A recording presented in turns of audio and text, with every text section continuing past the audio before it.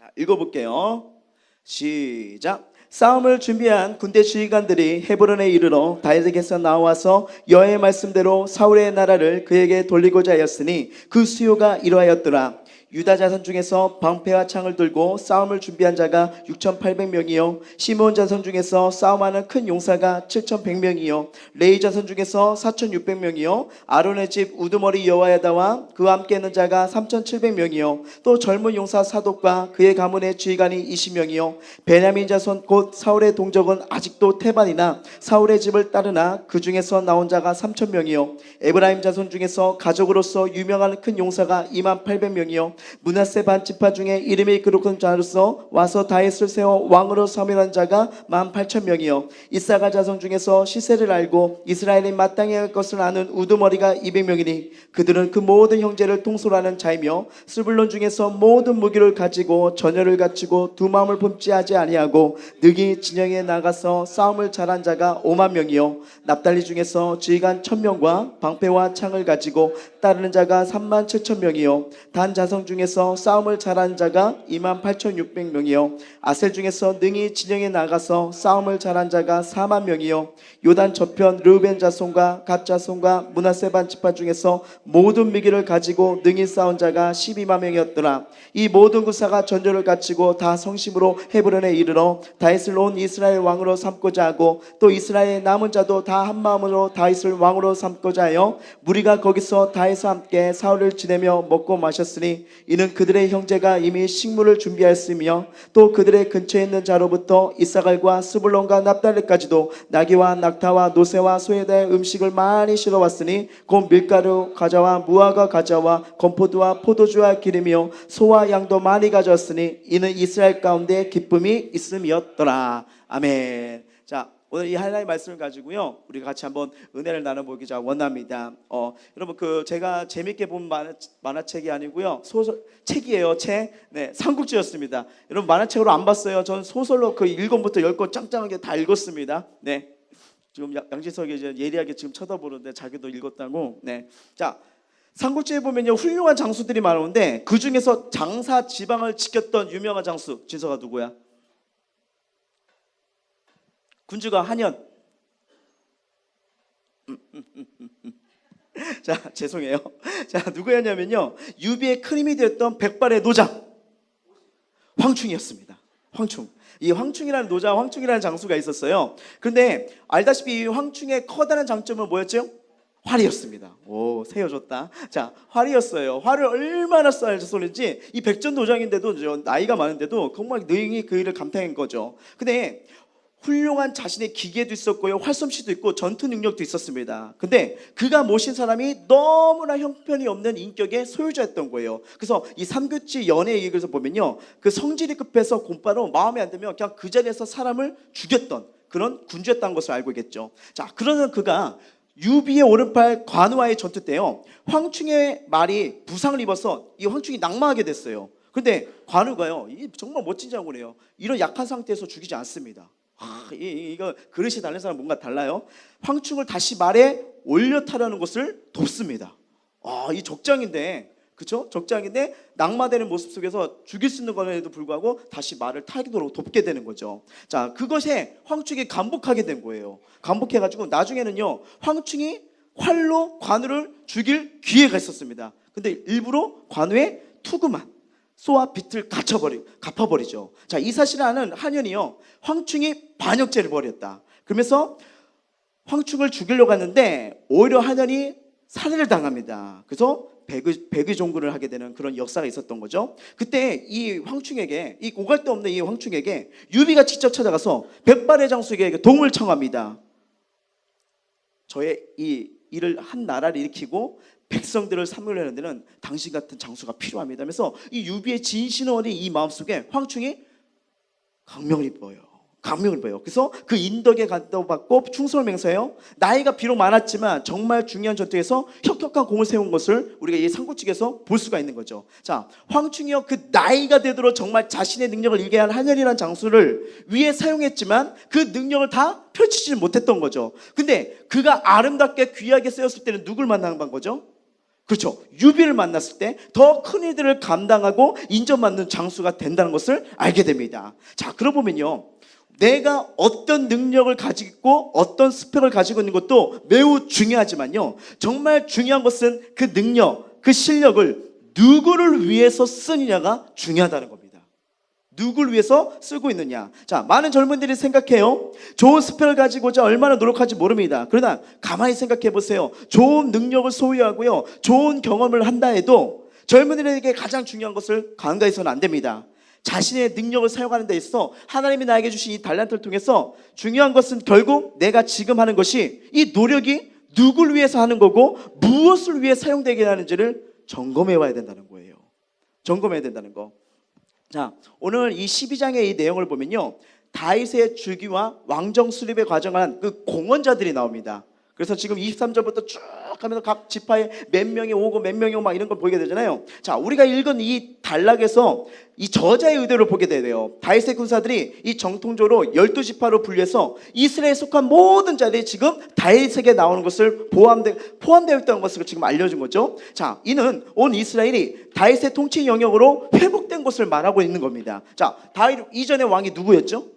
사울 왕이었죠. 자, 그런데 이 29절을 보게 되면 베냐민 지파는 거의 아직도 전 왕이었던 사울 왕을 추종하고 있었다는 것을 알게 되죠. 그러니까 왕족에 대한 미련을 버리지도 못했고요, 지금 상황과 그리고 지금 현재의 자기들의 인면의 이 상황을 동시에 사울 왕정의 여파가 있었다는 것을 또 알려준 겁니다. 그런데 38절부터 우리가 읽었던 이 43절의 말씀을 보면요, 명실상부한 다윗 왕국이 수립되자 이스라엘 하나님의 통치가 회복된다는 것을 알려주는 거죠. 그러니까 하나님의 통치를 받는 이스라엘 백성들은 그 안에서 그때서 기쁨이 임하길 원합니다. 기쁨이 임한다는 거예요. 그리고 복락을 누리는 사실을 알려주는 거죠. 자, 우리가 이 23절부터 40절까지 쭉 읽어봤어요. 그리고 뭐 12만 명, 뭐 3만 7천 명, 자, 다 더하면 몇 명이 나오죠? 실망이에요. 그러니까 한번 딱 읽으면 이게 숫자가 딱 나와야지. 대학생이 돼가지고 일일이 또 이걸 또 제가 칠판 갖다 놓고 숫자 쓰면서 할 수가 없는 거잖아요. 33만 9천 명입니다. 저 대단하죠? 네, 감사합니다. 미안해요. 미리 세 갖고 왔어요. 자, 이들이 무엇 때문에 현재 자신을 보내주셔서 아직 헤브론에서 모인 거예요. 아직 이세보셋의 왕이 그 왕권이 아직 있고요, 아직 완전하게 통치된 상황은 아니었습니다. 그런데 이들이 이 33만 9,600명의 사람들이 무엇 때문에 자신을 아직 보호해 줄 수도 없고 아직 왕권으로서 자리가 확정되지 않은 이 다윗에게 그 모든 것을 감수하고 나갈 수 있었을까? 자, 다윗의 권력 때문도 아니고 돈 때문에 모인 것도 아니라는 것을 우리는 알 수 있습니다. 그동안 잘 보세요. 그들의 그 앞으로 나왔던 12지파의 그 군사들의 상황을 한번 생각해 보세요. 자기 자신을 치며 더 나은 무예를 익혔겠죠. 어떻게 보면 더 나은 스펙을 쌓아놨었던 것이 군주를 누굴 택하냐에 따라서 무너질 수도 있고 명성을 쌓을 수 있는 그런 순간이었죠. 근데 이들이 나왔음에도 불구하고 그들이 이 모든 걸 감수하고 다윗을 따르겠던 것은 뭐냐? 내 인생을 향한 하나님의 인도하심이 어디였는지를 보게 된 거예요. 알다시피 다윗을 볼 때 누가 함께 하였죠? 하나님이 함께 하시죠. 이것을 이 군사들이 이걸 보고 있었던 겁니다. 자, 그것이 무슨 말이냐? 단서들 한번 찾아보도록 할게요. 자, 내 인생을 향한 하나님의 인도하심이 어디 있었는지, 하나님이 저 다윗을 통해서 저 다윗과 함께 하나님 나라를 이루기를 원하는구나. 이것을 깨달았던 거, 이 모든 것들이 어떻게 성경적으로 이루어졌을까? 자, 먼저 23절 한번 보도록 할게요. 23절 읽어볼게요. 시작.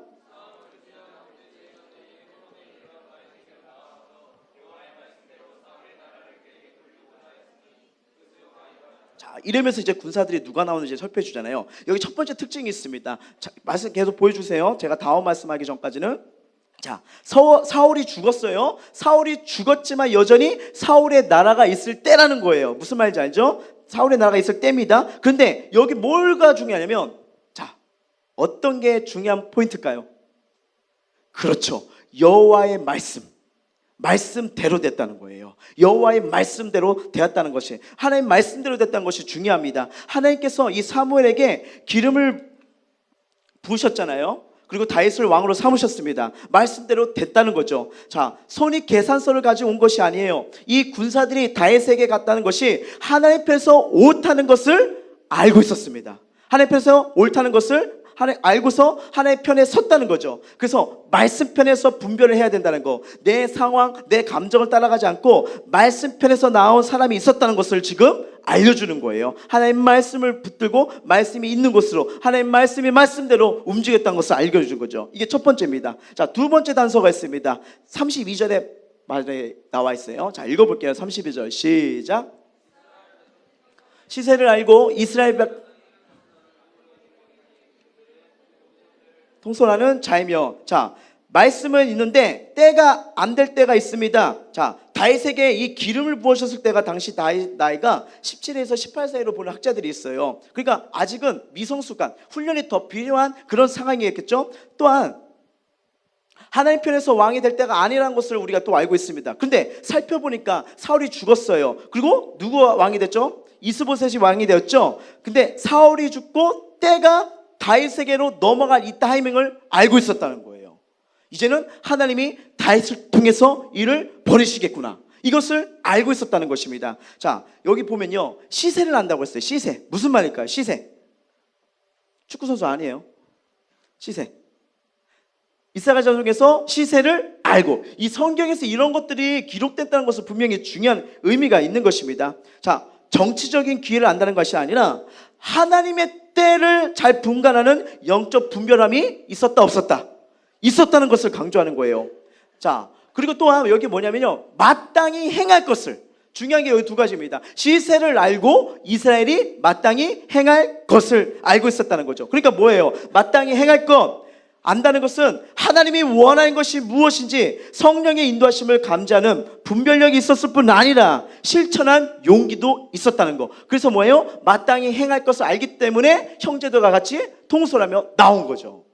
자, 이거는요, 이삭을 자손에게만 해당되는 거 아닙니다. 다윗과 함께하고자 온 많은 이 30만 명이 넘는 다른 자손들도 모두 같은 뜻을 가지고 하나님의 역사에 동참하고 있음을 지금 알려주는 거예요. 하나님의 역사에 동참을 하고 있는 거. 자, 잘 보세요. 다윗이 잘나서 대단한 걸 가지기 때문에 모여든 것이 아니죠. 자, 그들이 다윗을 보고 움직인 건가요? 아닙니다. 바로 하나님의 뜻에 순종함으로 흔들림 없이 여러 상황 가운데서 그 뜻에 기꺼이 동참한 거예요. 아, 하나님이 누구 편에 서 계셨고 하나님이 누구 통해서 일하시는지 이걸 보고 나왔다는 것을 알려주는 거죠. 자, 그러면 잘 보세요. 어쩌면 지금 이스라엘 전체가 이것을 알고 있어요? 모르고 있어요? 다윗이 전쟁에서 이겨 나왔을 때 막 군중들이 나와서 춤추잖아요. 막 사울은 천천히요, 다윗은, 자, 이런 모든 것이 영향력이 지금 흘러가고 있는 것을 알고 있었다는 거죠. 그런데 이러한 영적인 움직임을 단 사람이 모르고 고집 부리고 있는 데가 누구였었냐면 사울이었습니다. 사울이었어요. 영적인 흐름을 읽지 못하면 왜 자기가 잘못하고 있는지를 깨닫지 모릅니다. 몰라요. 자기만 모르고 있는 것입니다. 남들은 하나님의 뜻을 알아 움직이기 시작하는데 자신은 그 자리에 멈출 수도 있다는 것을 알려주는 거죠. 아니, 오히려 하나님이 원치 않는 곳으로 가는 경우도 많다는 겁니다. 그리고요, 이 공동체의 영적인 흐름을 알지 못하면요, 자기 생각에 갇혀 열심을 내면 낼수록 자기의 열심이 나오면 그 공동체의 흐름을 방해하는 열정이 될 수도 있다는 것을 우리가 알게 되는 거죠. 그래서 여러분, 우리가 모든 순간마다 삶 속의 여정마다 우리가 잊지 말아야 할 질문들이 있습니다. 뭐냐면요, 지금 나의 삶은 성령님이 어떻게 인도하고 계시는가? 이 질문을 놓치면 안 돼요. 지금 성령님이 어떻게 나를 인도해 가시는가? 그리고 성령님이 오늘 내가 어떤 곳에 있기를 원하실까? 그리고 내가 어떤 순종을 하기를 원하실까? 이것을 우리가 늘 감지하고 살아야 되는 것입니다. 분명한 건요, 성령님의 인도하심이 지금 어느 방향으로 있는지 분별하지 못하면 하나님이 원치 않는 곳에 발을 놓을 수가 있다는 거예요. 자, 여러분 정말 중요한 시기에 살고 있습니다. 왜냐면요, 여러분의 오늘의 삶에 무엇을 선택하고 어떻게 살아가냐 5년 10년 뒤가 달라져요. 성경의 원리는 뿌린 대로 거둘 수밖에 없습니다. 그래서 우리가 이 마음과 생각과 시간이요, 나를 성장시키는데 사용하게 되면 여러분 꿈은 저 아름답게 세워질 줄 믿습니다. 근데 나의 꿈과 나의 비전과 절대 관여 없고 오히려 시간을 도둑맞고 마음을 도둑맞고 생각을 도둑맞는 곳에 생각을 버리잖아요. 빼앗기잖아요. 그러면 여러분 들여진 대로 그 모습대로 나갈 수밖에 없는 거예요. 누가 강요하는 것도 아닙니다. 결국 뭐예요? 저와 여러분의 선택이라는 거죠. 그래서 이 선택에 있어서 우리가 중요한 것은 이 하나님의 인도하심, 이끄심, 이걸 찾는 게 이렇게 중요하다는 거죠. 자, 세 번째로 33절 보겠습니다. 스불론의 자손들도 봐야 돼요. 이거 발음 잘해야 돼요. 스불론. 자, 스불론 33절 시작.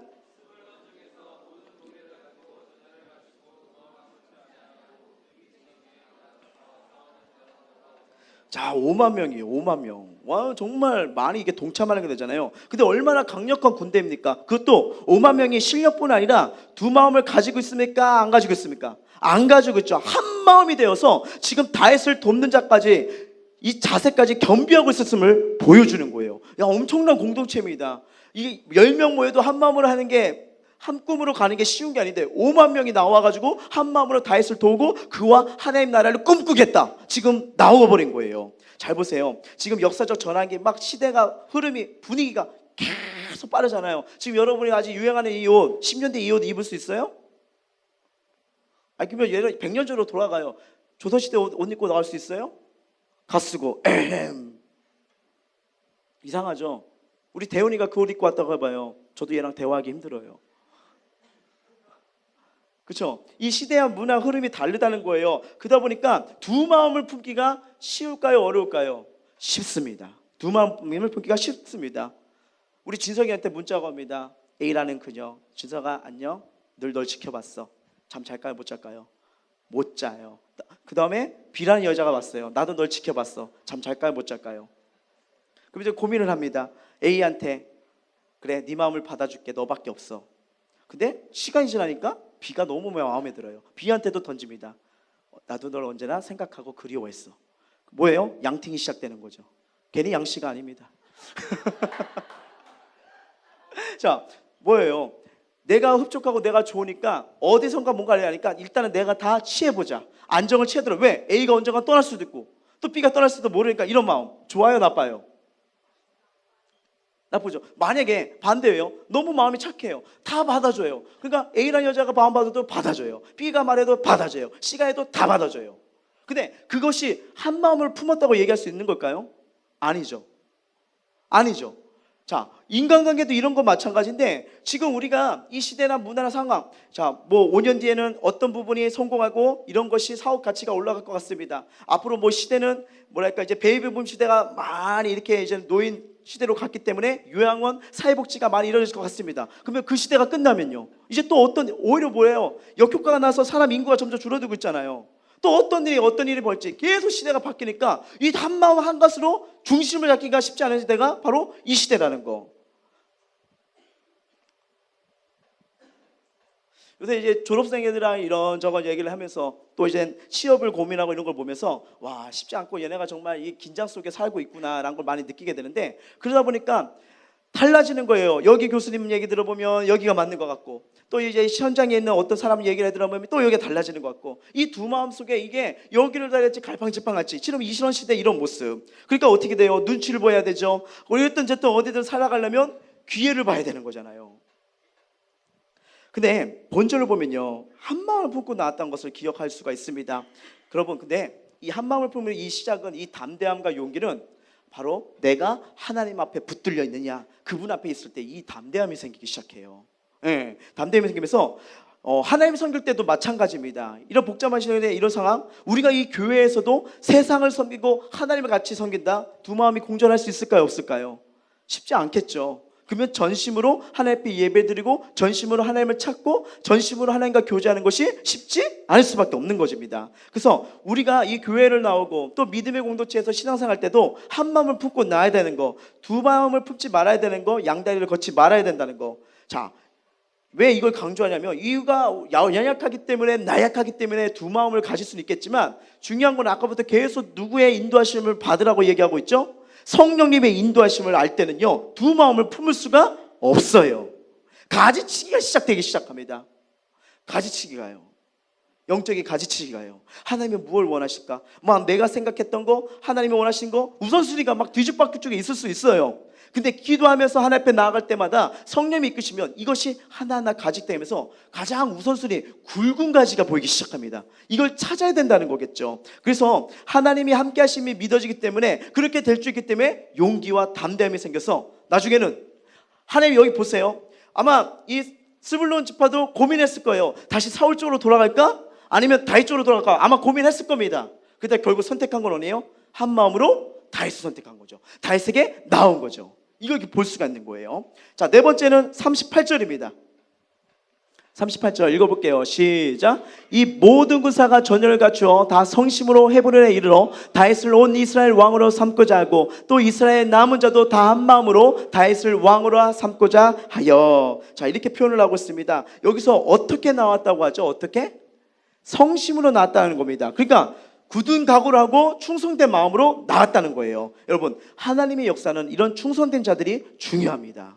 네, 이 믿음으로 성령으로 충성된 자들이 이렇게 나오니까 그 다윗의 왕국이 세워지는 이 또 아름다운 결과를 보여주잖아요. 결국 이 모든 사람들이 모이니까 어떤 은혜가 임하니고 어떤 결과가 나오느냐. 40절 읽어볼게요. 40절 시작. 또 그들의 근처에 있는 자로부터 이사갈과 스불론과 납달리까지도 나귀와 낙타와 노새와 소에 다 음식을 많이 실어왔으니 곧 밀가루 과자와 무화과 과자와 건포도와 포도주와 기름이요 소와 양도 많이 가져왔으니 이는 이스라엘 가운데 기쁨이 있음이었더라. 무엇이 임했죠? 기쁨이 임했다는 거죠. 하나님이 원하시는 거 하니까 기쁨이 있지 않습니까?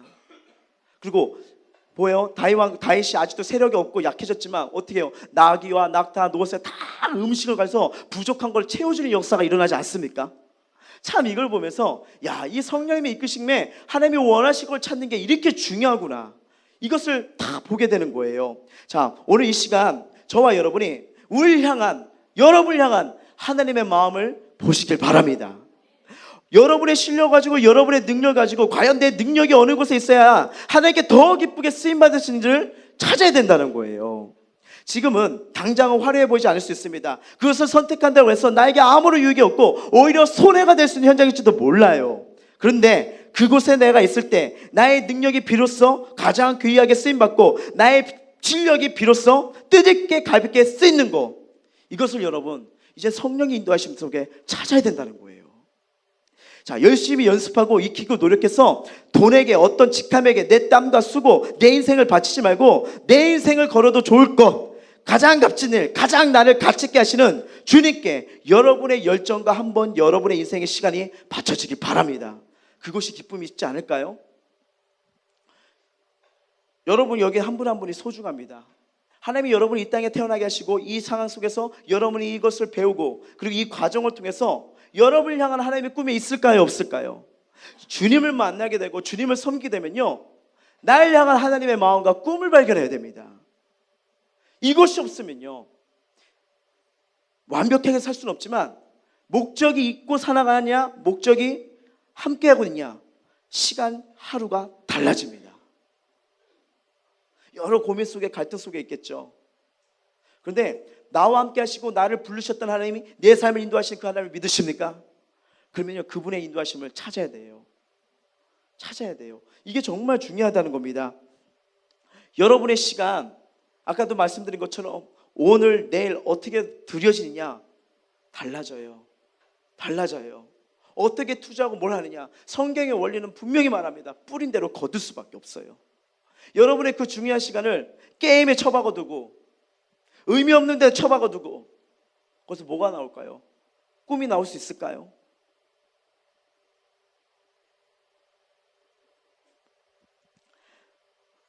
우리가 하나님 앞에 우리의 인생에 영광 돌리기를 원하잖아요. 그리고 여러분이 지금 배우는 과정, 여러분이 이 현장, 이 모든 것이 하나님이 받으시길 원하시는 걸 믿는다면 우리가 이 삶 속에서 하나님은 나의 형편을 아시고 나의 성향을 아시고 나의 버릇도 아시기 때문에 하나님이 나를 이끌어 가신다는 걸 믿으셔야 됩니다. 또한 내가 자책하는 것도 아시고 또 그러면서 잘 고쳐지지 않는 것도 아시고 그런데도 내가 하나님께 쓰임받고자 하는 마음도 아십니다. 자, 여러분, 그러기 위해서 이 시대의 영적인 흐름을 놓치지 않길 바랍니다. 이슬람의 온갖 문화가 오고 있죠. 맞잖아요. 온갖 문화가 오고 있습니다. 또한 이단 때문에 맑고 순수한 신앙을 놓칠 수 있는 그런 계기도 오고 있는 거죠. 그리고 이렇게 하나님 앞에 드려지는 이 순수한 신앙이 사라지는 것과 교회 스스로 문화가 시설 수가 있지만, 그런 거는 상관없이 교회가 이렇기 때문에 나도 꿈을 꿀 수가 없어, 내 상황이 이렇기 때문에 하나님의 인도하심에 나아갈 수 없어, 이런 게 아니라 그럼에도 불구하고 하나님은 어제나 오늘이나 동일하게 역사하십니다. 계속 말씀드리죠. 내 상황, 내 모습, 내 자신 어떻게 하지 말라고요? 묵상하지 말라고요. 날 통해 일하시고 나에게 말씀하시는 하나님의 말씀을 묵상하시기 바랍니다. 거기에 답이 있고요, 용기가 있고요, 담대함이 있고 길이 보이기 시작합니다.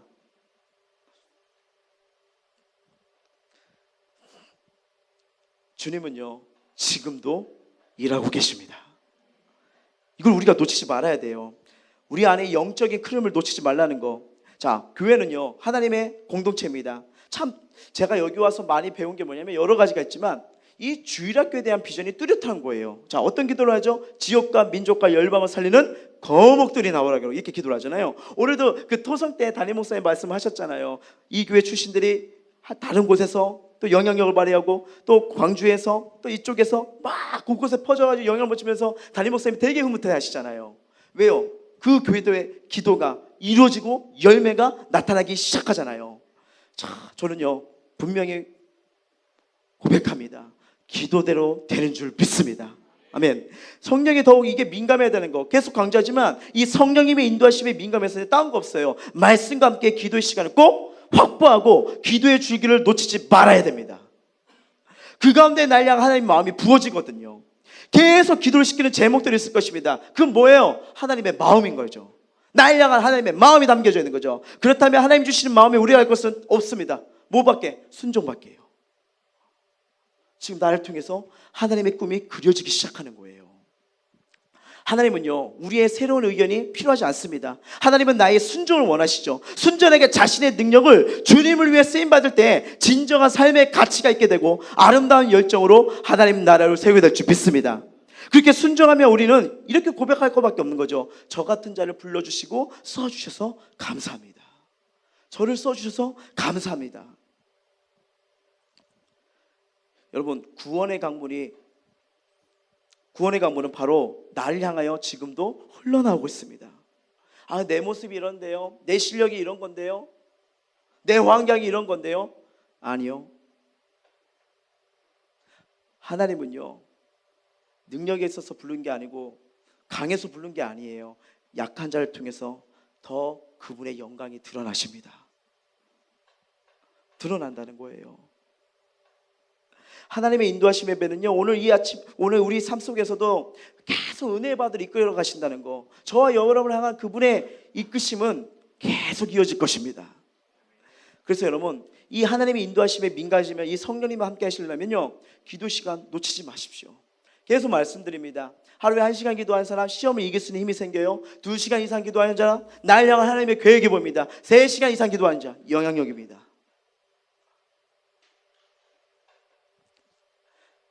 하나님의 그 은혜가 나를 얼마나 감격하게 만드는지요. 하나님의 은혜가 날마다 나를 새롭게 이끌어 가십니다. 하나님의 은혜가 얼마나 날 사랑하시는지, 그 주님의 사랑이 함께 했다는 것을 매번 경험하게 됩니다. 그리고 어떻게 돼요? 그 사랑에 거하는 만큼 내가 더 하나님 앞에 드려지는 이런 순종의 삶이 되겠죠. 어떤 한 영상을 봤습니다. 지난주에 그 김영희 선교사님 영상 봤잖아요. 이번에 또 봤어요. 근데 얼마나 이거 볼 때마다 내 가슴을 콕콕콕 찔르는지, 정말 저번에 이렇게 하나님이 쓰시는 거 아무나 이게 쓰임 받는 게 아니구나. 아까 우리 행카를 내면서 막 이렇게 얘기를 했는데, 나의 뜻대로 이루어지는 게 아니라 하나님의 계획대로 이루어지는 이 부분에서, 그러면서 우리 인생 여정에는요, 잘 보세요. 하나님이 인격적인 분이세요. 저와 여러분에게 선택의 순간을 주십니다.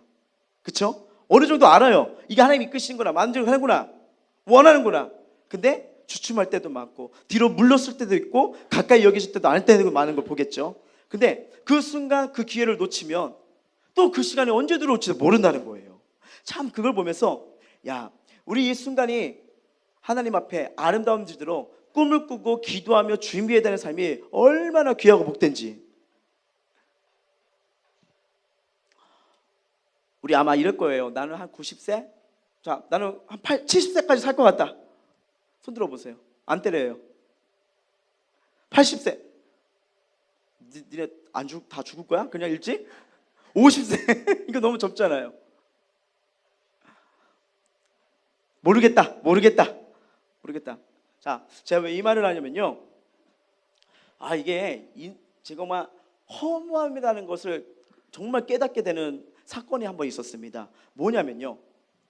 어제 저녁이었을까? 오랜만에 제가 기도하는 친구가 있어요. 불신자 친구인데 밤에 문자가 왔어요. 대명아, 우리 어머니가 이제 앞으로 15일밖에 살지 못한대. 다 이 문자, 무거운 문자를 받은 거예요. 그러다가 조심스러워서 어떻게 된 거냐, 무슨 냐고 이제 문자를 넣었죠. 근데 전화가 온 거예요. 그렇게 화목하고 좋았던, 그리고 사이가 좋았던 어머니인데 이게 암 말기가 되셨나 봐요. 근데 병원에서 도저히 쓸 수 없다고. 근데 이 친구가 그 상황에서 제가 떠올랐대요. 그래서 딱 느꼈죠. 하나님, 제가 가야겠죠? 딱 생각이 드는 거예요. 뭐냐면 그 순간 마음이 울컥해지는데, 친구 누구야? 부족하지만 내가 한번 올라갈게. 올라가서 너희 어머니한테 꼭 예수님을 알려주고 싶어.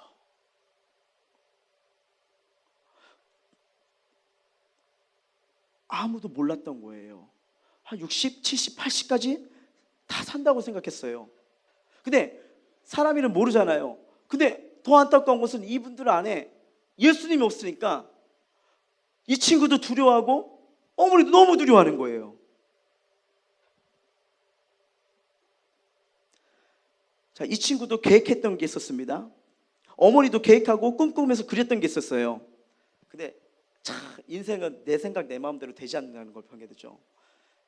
그래서 이 하나님의 인도하심의 이끄심 속에 이게 사는 게 중요한데, 근데 요새 이상하게 자꾸 이렇게 마음속에 뭔가 기도가 이렇게 몰려오는데, 그 전화를 보고 가가지고 왠지 복음을 전해야 될 거, 알려줘야 될 거는 이것이 확 몰려오는 거예요. 제가 할 수 있는 거 없습니다. 내 안에 계신 예수님. 근데 전화하는데 눈물이 떨어지는 거예요. 얼마 이 친구 마음이 아플까, 힘들까. 더구나 그 안에 이 상황 속에, 이 절망 속에서도 위로와 소망이 되신 예수님을 만났다면 큰 힘이 될 텐데, 그걸 모르니까 그냥 덜덜덜 떠는 이 두려움이 너무나 안타까워 보이는 거예요. 근데 제가 느끼는 거는 이 친구가 날 생각했다는 자체가 하나님이 뭔가 주신 사인이 아닐까라는 생각을 해보게 됩니다. 그래서 지금 혼자 기도하면서 준비하고 있어요. 왜? 내 능력으로 할 수 있는 게 아니니까. 근데 진심 어린 마음은 천국 가도록 도와드리고 싶어요. 천국 가도록. 참 이런 상황, 이런 모습 속에서 있는데 이 김용희 선교사님의 이 영상에 제 마음을 확, 또 나는 정대명, 나는 진짜 하나님이 원하신 곳을 향하고 원하신 곳에 내가 서려고 있는가, 아니면 내 열정으로, 내 마음으로, 내 생각으로 서려고 몸부림치고 있는가, 한번 제 자신을 한번 다시 보게 되는 그 모습을 보면서 한번 여러분도 이 하나님의 이끄심에, 이 성령님의 이끄심에 민감하게 하고 있는지, 아니면 성령님과 상관없이 내 뜻대로 내 마음대로 삶을 계획하고 만들고 있지 않은지. 우리 머리는 알고 있어요. 하나님만이 내 길을 책임주시고 인도하시다, 완벽하다.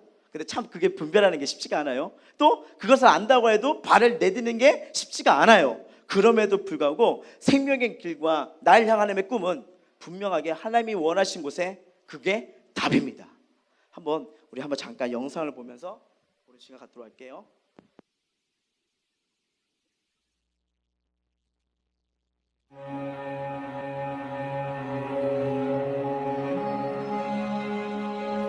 네가 선 곳은 거룩한 곳이다. 내 발에 신을 벗으라.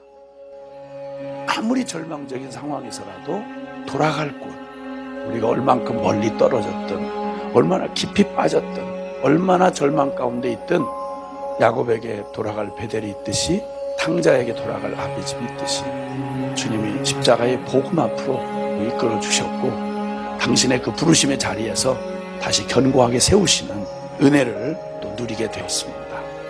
이 은혜는 곧 나로 이방인을 위하여 예수 그리스도의 일꾼이 되어 네가 선 곳은 거룩한 곳이다. 내 발에 신을 벗어라. 네 발에 신을 벗어라. 난 너의 하나님이야 라고 말할 때부터 모든 주권은 그분에게 넘어갔습니다. 부르심의 시작은 하나님입니다. 신을 벗으면 무슨 내가 얘기할 게 뭐 있겠어. 나라고 내 생각에는 이라고 말할 게 뭐 있겠냐. 내 능력으로는 불가능한데요 이렇게 말할 게 뭐 있겠냐고. 신을 벗어뒀잖아요. 주님이 말씀하시면 가라면 가고 서라면 서고 달려갈 때는 달려가고 조용히 있을 때는 조용히 있고 섬길 때는 섬기고 외쳐야 될 때는 외치고 맞을 때는 맞고. 이걸 누가 다스리고 주님이 다스리십니다. 그 곳 누가 지정해 주십니까? 하나님이 지정해 주십니다. 바로 그때 바로 그곳에 바로 그 사람을 하나님이 두시는 겁니다. 바보는 그냥 순진해서 죄라도 안 지면 좀 쓸모라도 있을 텐데 바보는 바보인데 죄 짓는 바보잖아. 네가 바로 그런 자 아니야. 불가능하지 않습니까 주님? 없었으면 좋았을 만한 끔찍한 실수, 그 모든 것들이 그것 때문에 말하는 것 때문에 저주, 그것 때문에 불행했어야 하는 것들, 악을 선으로 하고서 주님의 손 앞에 힘들리기만 하는 주님의 은혜 앞에 사로잡히기만 하는 주님이 가장 그때 그 시대에 그 사람이 아니었더라면 큰일 날 거라는 바로 주님의 삶을 살고 기가 막혀 주십니다. 네가 무슨 짓을 하고 네가 어떻게 엎어지고 네가 어떻게 두려워할지 내가 안다 이 말이야. 여러분 주님이 아신답니다.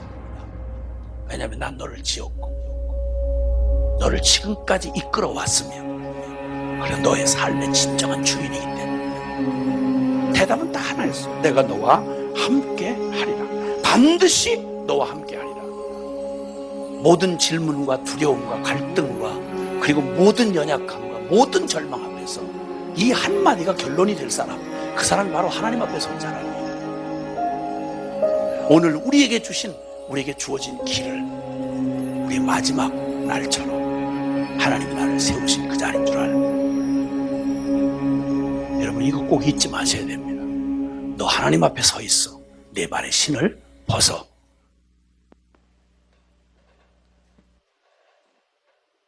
참 이 영상을 보면서 하나님이 나를 목사로 부르실 때가 생각나더라고요. 고등학교 때였습니다. 되게 공부만 하게 생긴 얼굴이잖아요. 취미 독서, 그다음에 뭐 음악 감상, 저랑 거리가 멀죠. 이게 기도를 이렇게 하는데 자꾸만 막 이게 받쳐지라 이게 막 끌어오는데, 근데 저는 꿈이 많았던 청소년이었습니다 그때. 저 솔직히 제일 하고 싶은 게 경찰관이었어요. 이게 멋지게 딱 들어가서 수사를 막 좁히면서 막 이게 지문 같은 거 하고 막 이런 거 되게 좋아하거든요. 그리고 영화도 이게 추리 스릴러 되게 좋아해요. 막 이게 과연 저 답은 뭐가 있을까? 왜 갑자기 저 용병기가 나오지? 왜지? 막 하면서 이게 막 추리하면서 이게 막 이게 조각에 맞춰가는 이렇게 좋아가지고 저는 경찰이고, 그때 또 유행했던 TV가 뭐냐면 경찰청 사람들 딴딴딴딴따단. 우리 선생님들 혹시 아시죠? MBC에서 M 방송국에서 했던 건데, 이게 무엇이게 그 범인들을 제압하고 그 약하고 힘들었던 자들을 막 이렇게 도와주는 이 모습이, 그리고 저거는 마음껏 싸울 수 있겠구나. 그러면 괜찮겠다 이렇게 쭉 했는데, 모든 상황 속에서 너는 뭐 제단 앞에 들여졌다, 네가 알아서 해라, 단지 이거는 기억해라, 주의 길 안 가면 다 막히더라, 이렇게 하고 사라지신 거예요. 어머니 아버지가. 이게 더 무서워요. 그런데 이 모습 속에서, 근데 제가 왜 제일 많이 힘들어냐면요, 하나님 저는 공부하기를 싫어합니다. 이 길 가려면 이랬든 대학원까지 가려면 공부를 해야 되잖아요. 그리고 물론 경찰관 가도 그런 공부해야겠구나. 그리고 나는 아직도 그걸 보니까 내 삶이 그렇게 거룩해 보이지 않거든요. 지금도 마찬가지지만 뭐 이렇게 욕하는 거 좋아하고 같이 이렇게 뭐 노는 거 좋아하고 막 이런데 이게 무슨 뭐였지 이 길로 가면 야 네가 무슨 목사냐 이봐 내가 너의 삶을 아는데 이런 모습 이런 생각이 막 그러니까 이게 정말 쉽지가 않은 거예요. 그런데 기도만 하면 다 막혀요. 그냥 드려. 내가 널 받을 거야. 내가 널 받을 거야. 근데 이렇게 뭐라도 좀 사인 좀 주세요. 막 사인 좀 그냥 뭐 하늘에서 천군 천사 군단이 내려와서 대명아 하나님이 널 부르셨다. 막 이런 계시가 임하거나 막 그 뭐죠? 갑자기 밤에 혼자 나와 있는데 달이 쑥 들어가더니 해가 뜨더니 널 위해 준비했어. 막 이런 응답이 나왔으면 좋겠는데 아무것도 없는 이런 상황인데 어느 날 저녁 예배 때였는데 그 찬양이 들어오는 거예요. 기도는 우리의 안식 빛으로 인도하니 앞이 캄캄할 때 기도 잊지 마세요. 기도밖에 없구나. 기도밖에 없구나. 그러면 하나님 저는 딴 건 몰라요. 근데 말씀과 이 마음 속에 저에게 열정을 부어 넣어주세요. 막 식어지지 않는 마음, 주님을 향해 막 뛰고 싶은 마음, 이런 마음이요. 근데 그 마음이 점점 커지는 거예요. 그리고 고1 때부터 그 생활기록부에 이제 쓰잖아요. 어때요? 그 이후로부터 목사라는 게 한 번도 안 바뀌었습니다. 한 번도 안 바뀌기 시작하는 거예요. 그러면서 참 앞길에 두려워서 고민하는 자들, 어려운 갈등을 빚는 자들, 요즘 한 주가 몇 달 동안 계속 이 친구도 저 친구도 상담하고 이렇게 보니까 정말 이 뭐랄까 진로에 대해서 상황 속에서 어떻게 고민하는 친구들이 많이 있길래 답은 하나예요. 하나님이 지금 나와 함께 하고 계시는가? 이것만 놓치지 않으면 그 모든 현장이 은혜의 현장이고 하나님 역사하는 현장입니다. 하나님만 함께 하신다면요 두려울 필요가 없는 거겠죠. 그러면서 이 영상을 딱 보는데 내가 반드시 너와 함께 앉잖아. 모든 질문과 두려움과 갈등과 모든 연약함과 모든 절망 앞에서 그거 한번 좀 띄워주시겠어요? 자, 내가 반드시 너와 함께 하자. 모든 질문과 두려움과 갈등과 연약함 모든 절망 앞에서 한마디가 결론이 될 사람, 그 사랑이 바로 하나님 앞에 선 사람. 사랑이 아니죠. 그 사람이 그 사람이 바로 하나님 앞에 선 사람이요 오늘 우리에게 주어진 길을 우리의 마지막처럼 하나님이 나를 세우신 그 자리인 줄 알고 그러면서 여러분 꼭 잊지 마셔야 됩니다. 너 하나님 앞에 서 있어. 내 발을 신을 벗어. 무슨 말이에요? 날 부르시는 이가 누군지, 내 삶을 이끄시는 분이 누군지, 날 책임지시는 분인지 이걸 놓치지 말라는 거죠. 참 이 영상을 보면서 내가 그런 사람이 되고 싶다. 그런 사람이 되고 싶자. 안정된 길도 복이고 원하는 길도 복이지만 그냥 하나님이 좁은 길이든 어디 버리면 말 부르시면 제가 여기 있습니다 라고 하는 사람이 바로 내가 되고 싶다는 것을 많이 이렇게 다짐하는 그런 계기가 됐던 것 같아요. 내 발을 신을 벗어라 난 너의 하나님이라고 할 때 모든 주권은 하나님께 넘어갔잖아요. 부르심의 시작은 누구라고 하죠? 하나님이잖아요. 신을 벗는데 무슨 내가 얘기할 게 뭐 있겠냐고, 나라는 생각이라고 뭐 할 게 뭐 있냐고, 내 능력으로 불가능하다 이렇게 말할 게 뭐 있냐고. 신을 벗어 건너졌는데 주님께 맡긴다고 그 삶을 드려졌는데 아직도 주님 붙들지 않고 다른 거 붙들면서 혹시 살아가지 않습니까? 그러니까 어떻게 해요? 두렵죠, 힘들죠, 괴롭죠, 고통만 쌓이죠. 어떻게 보면 답답하지 않습니까? 저뿐만 아니라 여기는 모든 자들이요 주님의 손 안에 붙들게 하면, 주의 은혜 앞에 사로만 잡기만 한다면 주님이 거기서 나를 구원하십니다. 일을 행하신다는 거죠. 그래서 가장 그때 그 시대에 그 사람이 아니었다라면 큰일 날 뻔한 그자, 이런 곳에 저와 여러분이 있기를 축복합니다. 이 시대 때 하나님은요 지금 사람을 찾으세요. 우리 토성 때 담임 목사님 계속 그러잖아요. 그 일을 감당할 사람, 내가 여기 있습니다, 제가 가겠습니다 사람이 별로 없는 거예요. 하나님이 지금 찾으신다는 거. 여러분, 주님이 나의 상태를 알까요? 모르실까요? 아십니다. 왜냐하면 주님이 나를 지으셨고 지금까지 나를 이끌어 주셨고 앞으로도 그분이 인도하시고 그분이 나의 주인이기 때문에. 그래서 여러분 담대하세요. 여러분이 도전하고 생각하는 거 예수님 믿고 함께 하신다는 이 믿음만 있다면 뭐든지 다 극복합니다.